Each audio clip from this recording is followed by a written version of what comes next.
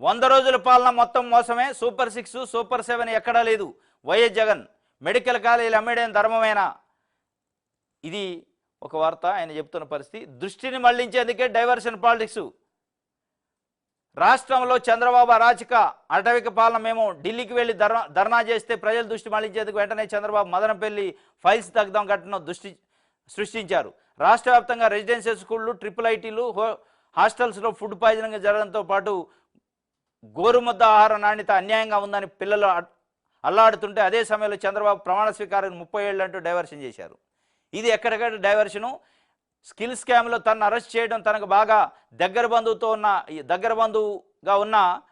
ఉన్న ఈనాడు మార్గదర్శి నేరాలను బయట పెట్టారని ఐఏఎస్లు ఐపీఎస్లను చంద్రబాబు ఏదిస్తున్నారు. దీనిపై సర్వత్ర విమర్శలు రావడంతో ముంబై సిటీ సినీ నటిని అడ్డం పెట్టుకొని మరో డైవర్షన్ స్టోరీని తీసుకొచ్చారు. అంటే ఒక్కొక్క సందర్భంలో ఒక్కొక్క డైవర్షన్ తీసుకొస్తాను అనేది వైఎస్ఆర్సీపీ చెప్తుంది. ఇక పేదలకు సంబంధించి విజయవాడలో శుక్రవారం సాయంత్రం నుంచి ముమ్మరంగా వర్షాలు పడతాయని బుధవారం నాడు అలర్ట్ చేసిన సమయం ఉన్నా చంద్రబాబు పట్టించుకోలేదు. ఇరిగేషన్, రెవెన్యూ శాఖ, హోంశాఖ కార్యదర్శితో పరిస్థితిని సమీక్షిస్తే 60 మంది చనిపోయే పరిస్థితి ఉండేది కాదు. విజయవాడ ఏలేరులో మ్యాన్మేడ్ ఫ్లడ్స్ సృష్టించి వరద నియంత్రణలో దారుణంగా విఫలమయ్యారని, ఈ పరిస్థితి నుంచి తప్పించుకుని ప్రజల దృష్టిని మళ్లించేందుకు ప్రకాశం బ్యారేజీకి బోట్లను పంపించి ధ్వంసం చేయడానికి ప్రయత్నించారంటూ ప్రచారం చేశారు. అసలు ఆ బోట్లను చంద్రబాబు ఇసుక మాఫియాలో భాగంగా అక్కడ పెట్టుకున్నారు.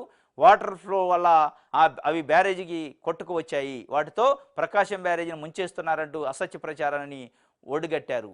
విశాఖ స్టీల్ ప్లాంట్ అమ్మకం, కొత్త మెడికల్ కాలేజీలను ప్రైవేటు పరం చేయాలన్న స్కాములపై కార్మిక విద్యార్థి సంఘాలు ఆందోళన చేస్తుంటే 3 సీనియర్ అధికారులపై సస్పెన్షన్ వేస్తూ మరో డైవర్షన్. ఇట్లా ఒక్కొక్క సందర్భంలో ఏదో ఒక రకమైన డైవర్షన్ తీసుకుంటున్నారు. ఇవాళ 100 రోజుల పాలనలో మా మంచి ప్రభుత్వం అని చెప్పి, మన మంచి ప్రభుత్వం అని చెప్పి పోతున్నారు.